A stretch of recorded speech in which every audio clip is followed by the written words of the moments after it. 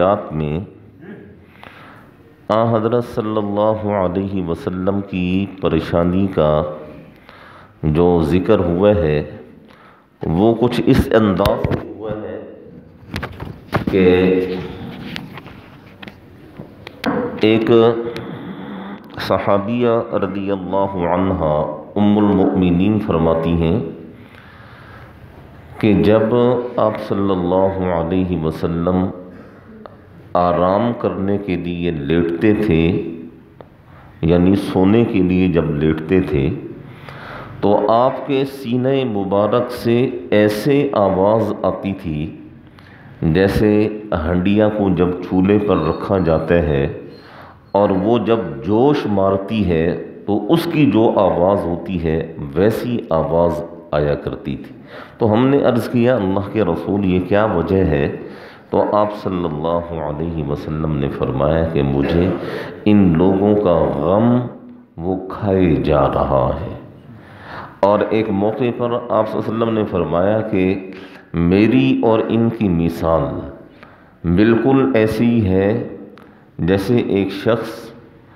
آگ جلاتا ہے اور اس کے اوپر پھر پروانے آ جاتے ہیں اور وہ پروانے آگ میں گرتے ہیں اور جل کر بھسم ہو جاتے ہیں، بس یہ پروانوں کی طرح دوزخ کے اندر جا رہے ہیں اور میں ان کا دامن پکڑ پکڑ کر کھینچ رہا ہوں، لیکن یہ میری بات کو نہیں سمجھ رہے۔ یہ ایمان دیکھیں، وہ لوگ بھی عجیب ہی لوگ تھے کہ جنہوں نے اللہ کے رسول کو اپنی آنکھوں سے دیکھا لیکن اس کے باوجود وہ آپ پر ایمان نہ لائے۔ پتہ نہیں کیسے ضدی اور ہٹ دھرم مزاج لوگ تھے، اور جن کے سامنے قرآن اترا اور جنہیں قرآن پڑھ کے اللہ کے نبی نے سنایا، اس کے باوجود وہ لوگ ایمان نہ لائے اور اپنی ضد پر، اپنی ہٹ دھرمی پر، اپنی عناد پر اور اپنے کفر اور شرک پر وہ لوگ کھڑے رہے، اور اسی طرح وہ اس دنیا سے چلے گئے۔ حالانکہ آپ صلی اللہ علیہ وسلم نے معجزات دکھائے ہیں، اور بعض اوقات تو ایسا ہوا ہے کہ منہ مانگے معجزے انہوں نے دیکھے ہیں، لیکن معجزات دیکھنے کے باوجود بھی وہ لوگ ایمان نہیں لائے۔ آپ صلی اللہ علیہ وسلم کو اسی چیز کا غم تھا، اسی چیز کا دکھ تھا کہ آخر کیا وجہ ہے کہ یہ لوگ ایمان نہیں لا رہے۔ تو اللہ جل شانہ نے قرآن مجید میں اس قسم کی آیات نازل فرما کر آپ کو بڑے زبردست انداز سے تسلی دی ہے اور فرمایا ہے کہ اے ہمارے حبیب، یہ ہدایت یہ آپ کا کام نہیں ہے، ہدایت آپ کا کام نہیں ہے، ہدایت ہمارے قبضہ میں ہے۔ آپ کا کام کہنا اور سننا ہے، آپ کا کام ان کو بتانا ہے، آپ کا کام ان کو سیدھا راستہ دکھانا ہے، بس آپ اپنا کام کرتے چلے جائیں۔ جو خوش نصیب ہوں گے وہ آپ کے اوپر ایمان لائیں گے، اور جن کے مقدر میں ایمان نہیں ہوگا، آپ جتنا مرضی انہیں سمجھائیں وہ آپ کے اوپر ایمان نہیں لائیں گے۔ قرآن مجید میں سورہ قصص میں اللہ نے کیا فرمایا؟ اِنَّكَ لَا تَهْدِي مَنْ أَحْبَبْتَ، اے ہمارے حبیب ایسا نہیں ہوگا کہ جس کے بارے میں آپ چاہیں کہ اسے ہدایت مل جائے تو پھر اسے ہدایت مل جائے، نہیں، ایسا نہیں ہوگا۔ اللہ یہدی من یشاء، ہم جسے چاہیں گے ہدایت دیں گے۔ آپ کی خواہش پر کسی کو، آپ کی خواہش تو یہ ہے کہ کوئی بھی ایسا نہ رہے جو مجھ پر ایمان نہ لائے۔ ہر نبی کی خواہش رہی ہے کہ میرے جتنے بھی امتی ہیں میرے اوپر ایمان لائیں، لیکن کہیں بھی ہم نے ایسا نہ سنا نہ پڑھا کہ پوری کی پوری امت وقت کے نبی کے اوپر ایمان لائی ہو۔ تو اللہ جل شانہ نے فرمایا کہ ایمان، ہدایت یہ ہمارے قبضہ قدرت میں ہے، ہم جسے چاہیں ہدایت دیں، جسے چاہیں ہدایت سے محروم رکھیں۔ آپ کا کام ہمارا پیغام ان تک پہنچانا ہے، آپ ہمارا پیغام ان تک پہنچاتے رہیں۔ آپ جس چیز پر مامور ہیں، آپ کے ذمے جو کام ہے، بس آپ وہ کام کرتے رہیں۔ اور یہ ایمان ایسی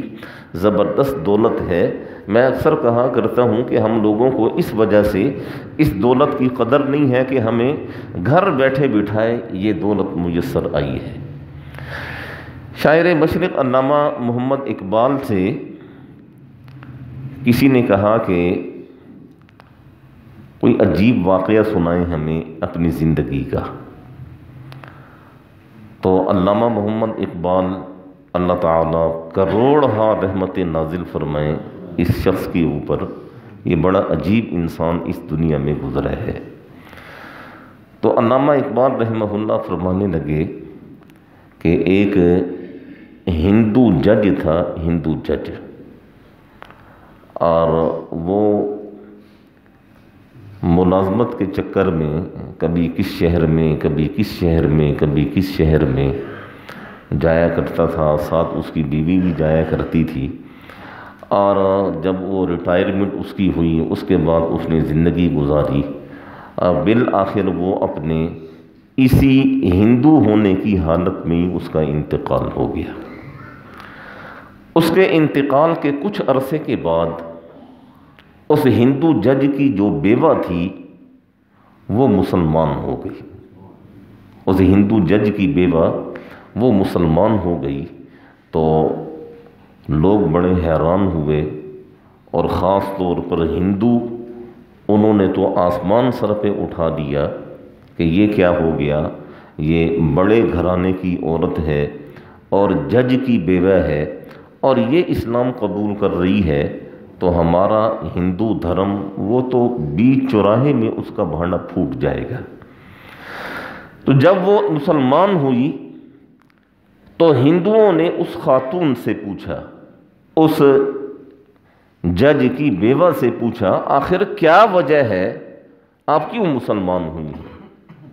اس خاتون نے کہا بس چھوڑ دو، بس میرا دل پلٹ گیا اور میں نے ہندو دھرم چھوڑ دیا اور میں نے اسلام قبول کر لیا۔ تو لوگوں نے کہا آپ ہندو دھرم پر ہی رہیں، اسلام کو چھوڑ دیں، آپ کو جو چاہیے ہم آپ کو دیتے ہیں۔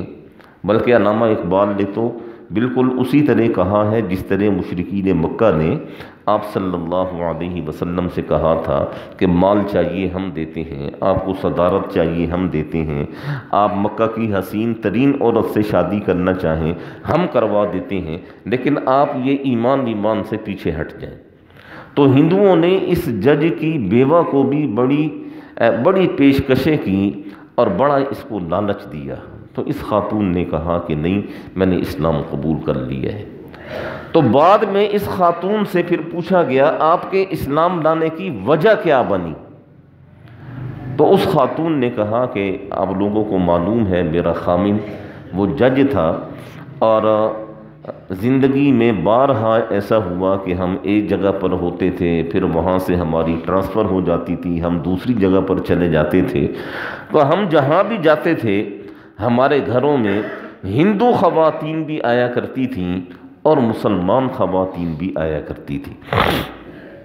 اور مسلمان خواتین جب آیا کرتی تھیں تو ان کے کپڑے میلے کچیلے، بدن ان کا میلا، اور ہندو خواتین جو آیا کرتی تھی ہمارے گھروں میں، جج کا گھر تھا تو عام عورت تو جا نہیں سکتی تھی، تو اونچی سوسائٹی کے لوگ، اونچی سوسائٹی کی عورتیں آیا کرتی تھیں۔ تو اس خاتون نے کہا کہ ہر جگہ پر میں نے ایک بات کو نوٹ کیا جو میرے اسلام لانے کا ذریعہ بنی، اور وہ بات یہ تھی کہ میرے پاس جو بھی ہندو عورت آیا کرتی تھی اس کے جسم سے مجھے بدبو آیا کرتی تھی، اور جو بھی مسلمان عورت آیا کرتی تھی حالانکہ اس کے کپڑے بھی میلے کچیلے ہوا کرتے تھے، جسم بھی اتنا صاف نہیں ہوا کرتا تھا، لیکن مسلمان کے جسم میں بدبو نہیں ہوا کرتی تھی۔ بس اس چیز نے مجھے اسلام لانے پر مجبور کر دیا کہ آخر اسلام میں کوئی ایسی طاقت تو ہے جو انسان کی روح تک کو پاکیزہ کر دیتا ہے، جو انسان کے جسم کو پاکیزہ کر دیتا ہے۔ بس اس چیز نے مجھے اسلام لانے پر مجبور کر دیا، اور جب سے میں نے اسلام قبول کیا ہے میرے اپنے بدن سے وہ بدبو کا سلسلہ ختم ہو گیا، اللہ جل شانہ نے میری روح کو، میرے جسم کو پاکیزہ فرما دیا۔ تو اسلام تو وہ زبردست چیز ہے، اور وہ پتہ نہیں کس قسم کے پتھر کے بنے ہوئے لوگ تھے مشرکین مکہ۔ ہم تو حیران ہوتے ہیں کہ اللہ کے رسول کو اپنی آنکھوں سے دیکھ رہے ہیں۔ آج کا اگر کوئی مسلمان 1450 سال 1500 سال ہونے کو ہیں، اگر آج کسی مسلمان کو حج اور عمرے کی سعادت مل جائے نا تو وہ وہاں دیوانہ وار پھر رہا ہوتا ہے، پاگلوں کی طرح آپ صلی اللہ علیہ وسلم کے روضے کو دیکھتے ہیں، اندر جاریوں میں جھانکتے ہیں کہ ہمیں قبر نظر آ جائے، حالانکہ قبر نظر نہیں آتی ہے، لیکن وہ لوگ جنہوں نے اپنی آنکھوں سے دیکھا ہے وہ کتنے ظالم اور ہٹ دھرم تھے کہ وہ آپ پر ایمان نہ لائے۔ تو آپ صلی اللہ علیہ وسلم جب پریشان ہوا کرتے تھے تو اللہ جل شانہ اس قسم کی آیات اتارا کرتے تھے، اور فَلَعَلَّكَ بَاقِعٌ نَفْسَكَ عَلَىٰ آثَارِهِمْ، اگر یہ لوگ آپ کے اوپر ایمان نہیں لائیں گے تو آپ اپنی جان یوں ہی گھلاتے رہیں گے، یوں ہی ان کی وجہ سے آپ پریشان ہوتے رہیں گے۔ نہیں آپ ایسا نہ کریں۔ دیکھیں، اِنَّا جَعَلْنَا بَعْدَ الْأَرْضِ، یہ زمین ہم نے بنائی ہے، زینت اللہ،